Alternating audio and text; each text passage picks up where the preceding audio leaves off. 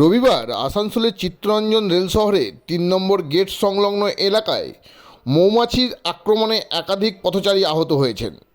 আক্রমণের ফলে রাস্তায় ছটপট করতে থাকা আমলাদই বাজারের ব্যবসায়ী সুশীল দাসকে ছাত্রনেতা মিঠুন মণ্ডল সহযোগীদের সাহায্যে উদ্ধার করে চিত্তরঞ্জন কস্তুরবা গান্ধী হাসপাতালে চিকিৎসার জন্য নিয়ে যান।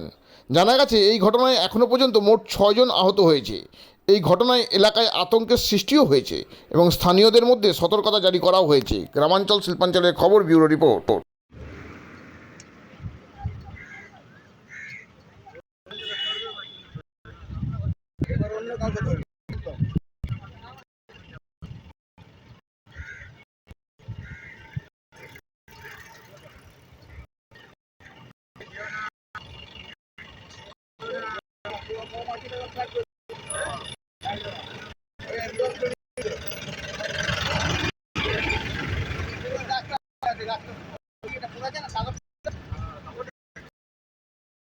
ওরে মা